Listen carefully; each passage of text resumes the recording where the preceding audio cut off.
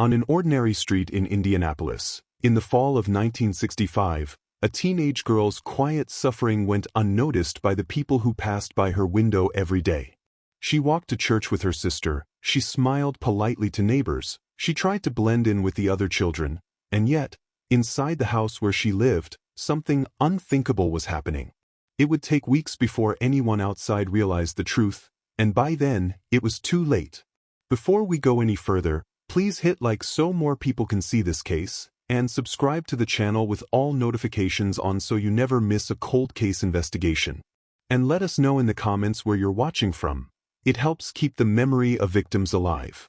This is the story of Sylvia Likens, the teenage girl whose tragedy shocked the United States, raised questions no one has fully answered, and remains one of the most haunting failures of community responsibility in American history.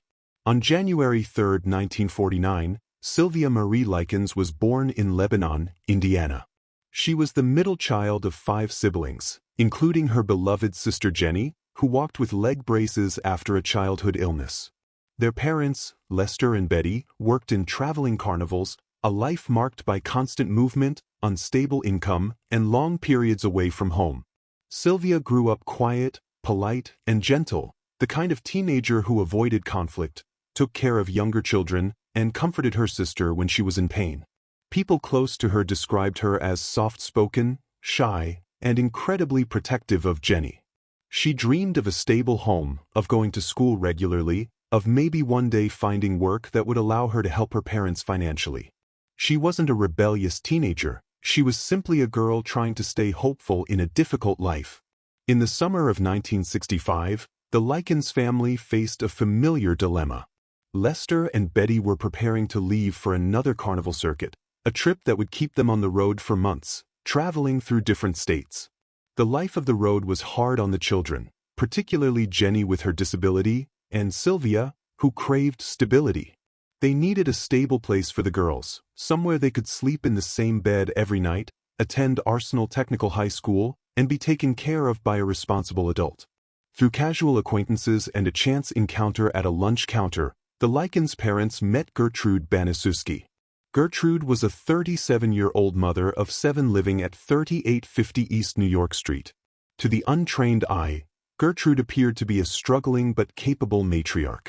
She was thin, exhausted, and looked much older than her actual age, worn down by a life of failed marriages and respiratory health issues. But she also seemed responsible, experienced with children, and willing to help. She projected an image of a woman who understood hardship and would offer a safe harbor. She agreed to care for Sylvia and Jenny in exchange for weekly support payments, $20 sent by the girls' parents as they traveled with the carnival. It seemed like a simple, practical arrangement. Neither Lester nor Betty could have imagined that this decision, made with the best of intentions to provide their daughters with stability, would mark the beginning of the darkest chapter in Indiana's history. The first days in the Baniszewski home were ordinary enough, even pleasant. Sylvia and Jenny shared chores, helped watch the younger Baniszewski kids, and tried to fit into the rhythm of the household. They attended church with the family and went to school. But beneath the surface, the Baniszewski home was a powder keg of repressed anger, financial destitution, and psychological instability. Gertrude, struggling to feed 7 children and 2 boarders on a meager income, began to unravel. Her asthma medication, combined with depression, created a volatile chemical imbalance. She was losing control of her own children, particularly her teenage daughters, Paula and Stephanie, and she needed a scapegoat. The shift was subtle at first. When the first weekly payment from the Likens parents arrived a day late, Gertrude's frustration turned into disproportionate outbursts. She felt used, she felt desperate, and she turned her gaze toward Sylvia. It started with verbal abuse. Gertrude would belittle Sylvia, calling her names, criticizing her appearance, and accusing her of being ungrateful. Then, it escalated to physical discipline far beyond anything the girls had experienced before. A paddle was introduced, then a leather strap. It didn't take long for the atmosphere in the house to become tense, paranoid, and unpredictable. Sylvia, who tried hard to follow the rules and avoid conflict, became a target for blame for everything that went wrong in the chaotic household. If a baby cried, it was Sylvia's fault. If the house was messy, Sylvia hadn't cleaned it. The turning point came when Gertrude accused Sylvia of spreading rumors about her daughters, Paula and Stephanie, at school. In a twisted attempt to protect her daughters' reputations, Gertrude sanctioned violence against Sylvia. She didn't just punish Sylvia herself, she invited her children to do it. She told Paula and Stephanie to hit Sylvia. Then she invited the neighborhood boys. This is where the story descends into a terrifying study of group psychology. Neighborhood kids frequently visited the Baniszewski home. Some came for the company of the Baniszewski daughters, others because there was little else to do in the working-class neighborhood. Coy Hubbard, Ricky Hobbs, and others became regular fixtures in the house. Slowly, methodically, Gertrude manipulated these teenagers. She convinced them that Sylvia was bad, that she was a liar, that she was promiscuous, and that she deserved to be punished. The abuse transformed into a spectator sport. Children would come over after school not to play, but to watch or participate in the discipline of Sylvia Likens. No one realized that the environment being created around Sylvia was becoming a torture chamber disguised as a suburban home. As the summer turned into fall, Sylvia began withdrawing completely. Neighbors noticed she appeared tired, dramatically thinner, and hesitant when walking. Some saw her standing outside the house quietly, staring at the ground, or shuffling to the backyard to hang laundry with bruises on her arms. But in a working-class neighborhood where families struggled with their own daily hardships and adhered to a code of minding your own business, small changes in a child's appearance went unquestioned. A school nurse noticed Sylvia's deterioration, but Gertrude had a ready excuse. Sylvia ran away. Sylvia was clumsy. Sylvia ate too much junk food. Inside the home, the situation was deteriorating into a nightmare. Sylvia faced isolation, starvation, and harsh punishments that no child should ever endure. She was forced to eat her meals quickly, or sometimes not at all. She was forbidden from using the bathroom, leading to humiliating accidents for which she was then severely punished. The cruelty centered around dehumanization. There were moments when Sylvia tried to defend herself, or when Jenny tried to intervene. But Jenny was also threatened. Gertrude told Jenny that if she told anyone, she would receive the same treatment, or worse. With her parents hundreds of miles away and Jenny physically unable to fight back against a house full of aggressors, Sylvia had no one to protect her. She was trapped in a hierarchy where she was at the very bottom, and everyone else was the master. Adults entered and left the home. A public health nurse visited. Police were even called once by a neighbor who heard a commotion, but Gertrude, putting on her mask of the beleaguered, responsible mother, convinced them everything was fine. She claimed Sylvia was a troubled child who refused to follow rules. The police left. The door closed. And the torture resumed. By mid-October, Sylvia's condition had become critical. She was exhausted, severely malnourished, and emotionally broken. Her spirit was being dismantled piece by piece. She was eventually pulled out of school entirely.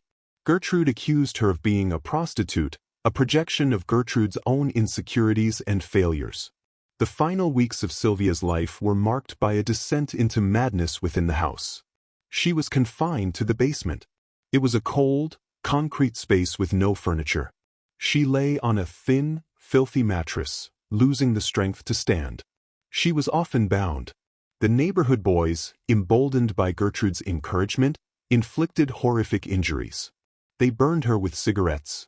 They scalded her with hot water baths. In one of the most harrowing details of the case, they heated a needle and carved a derogatory phrase into her stomach, branding her for life. Sylvia barely had the strength to speak, and when she did, her words often reflected confusion, fear, and exhaustion. She was delirious from infection and dehydration. Yet, despite her condition visibly deteriorating, no medical care was provided. Gertrude Baniszewski watched it all, directing the violence like a conductor, occasionally participating, occasionally just watching from the top of the stairs while smoking a cigarette. On October 26, 1965, everything reached a breaking point. Sylvia was extremely weak, fading in and out of consciousness. She had not eaten in days. She tried to escape one last time, listening to the sounds of the neighborhood outside, cars passing, dogs barking, life going on, but she couldn't make it up the stairs. That afternoon, a chaotic series of events unfolded inside the Baniszewski home. When the children realized Sylvia wasn't moving, panic set in. It wasn't remorse, it was the fear of consequences. Gertrude and the children attempted to revive her. When they realized she was gone, they tried to stage the scene. They washed her body. They dressed her in clean clothes. One of the boys wrote a letter, which they forced Sylvia to hold or place near her, claiming she had run away and joined a group of boys who hurt her. It was a clumsy, desperate attempt to cover up months of systematic torture. Sylvia Likens collapsed and never regained consciousness. She died of a combination of shock, malnutrition, and a subdural hematoma caused by a blow to the head. Moments later, a call was finally made for help. Not to save her, but to report a death. When authorities arrived, the scene they found was surreal. Gertrude played the role of the distraught mother. But the officers were not easily fooled. They found Sylvia lying on a mattress, pale, motionless, and covered in wounds that were clearly not from a single afternoon. It was Jenny who broke the case wide open. As officers questioned the family in the living room, Jenny Likens, who had been sitting quietly in terror, limped toward an officer. She grabbed his arm, her knuckles white, and whispered the words that would bring the house of horrors crashing down. "Get me out of here. I'll tell you everything." The officer looked at Jenny, saw the terror in her eyes, and immediately escorted her out of the house. Safe in the patrol car, the dam broke. Jenny told them everything. The scene stunned first responders. Sylvia's condition revealed prolonged neglect and severe physical and emotional trauma, the kind that could not be explained away. Officers immediately secured the home and called for homicide detectives. What they uncovered would trigger a shockwave across Indiana and the entire country, leading to what newspapers would call the single worst crime in the history of Indiana. In the hours that followed, investigators interviewed everyone: Gertrude, her children Paula, Stephanie, and John Jr., and the visiting teenagers, Coy Hubbard and Ricky Hobbs. Their stories initially contradicted one another, revealing inconsistencies and attempts to shift blame. But faced with Jenny's testimony and the undeniable physical evidence, the wall of silence crumbled. They began to turn on each other. The autopsy confirmed the horror. The coroner stated that he had never seen a body so abused. Every inch of her skin told a story of pain. There were over 150 separate wounds on her body. She had bitten through her lip in agony. Her fingernails were broken backward from trying to claw her way out of the basement. The investigation quickly escalated. Gertrude Baniszewski, her children Paula and John, and neighborhood youths Coy Hubbard and Ricky Hobbs were all arrested. The trial that followed in 1966 was a media circus. It was one of the most disturbing legal proceedings in American history. Prosecutors presented a timeline of events that spanned 3 agonizing months. The courtroom was packed every day. People lined up around the block to get a seat. They wanted to see the monster mom. Gertrude sat stone-faced, claiming insanity, claiming she didn't remember, claiming the children did it all. But the children testified against her. They described a house where morality had been inverted, where torture was a chore like doing the dishes. The prosecutor, in his closing argument, called them a pack of wolves who had descended upon a helpless lamb. He pointed to the failure of the human spirit, the mob mentality that allowed ordinary teenagers to become torturers under the guidance of a twisted adult. In May 1966, the jury delivered its verdict. Gertrude Baniszewski was convicted of first-degree murder. The judge, visibly moved and horrified by the evidence, sentenced her to life in prison. Her daughter Paula was convicted of second-degree murder. The other teenagers received lesser charges of manslaughter. But the story didn't end with the gavel banging down. The twist that haunts this case isn't a sudden revelation of a new killer, but the shocking reality of the aftermath. Despite the heinous nature of the crime, despite the life sentence, Gertrude Baniszewski did not die in prison. In a turn of events that outraged the public, she was a model prisoner. She found religion. And in 1985, after serving less than 20 years for the torture and murder of Sylvia Likens, Gertrude was granted parole. She changed her name to Nadine Van Fossen and moved to Iowa, trying to disappear into anonymity. But the past has a way of resurfacing. In 1990, she died of lung cancer, a free woman. The neighborhood boys who participated served even less time, some only a few years, before returning to society, living lives, having families, carrying the secret of what they did in that basement. The house at 3850 East New York Street stood for decades as a dark monument. It remained vacant for long periods, a blight on the neighborhood, whispered about by children who didn't even know the full story. Finally, in 2009, it was demolished. Today, it is an empty lot, a patch of grass in a quiet neighborhood. But the silence there is heavy. Jenny Likens never forgot her sister. She lived a quiet life, forever marked by the trauma. In later interviews, she described Sylvia as the bravest person I ever knew. She carried Sylvia's memory with her until her own death in 2004, advocating for children facing abuse and ensuring that Sylvia was not just remembered as a victim, but as a sister, a daughter, and a human being who mattered. Sylvia's story is not just about a crime. It is about a catastrophic failure. A failure of adults to protect a child. A failure of bystanders who heard screams and turned up their televisions. A failure of a school system that accepted flimsy excuses. A failure of a community that did not see, or chose not to see, what was happening to a child right in front of them. And that is what makes this case unforgettable. It forces us to look in the mirror and ask, would we have known? Would we have stopped it? What do you think really happened in this case regarding the community's silence? Let us know your thoughts in the comments, but please keep them respectful to the victim and her family.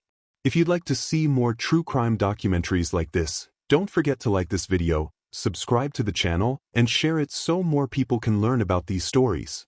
Even decades later, Sylvia Likens' story reminds us that silence can be deadly, and that speaking up can save a life.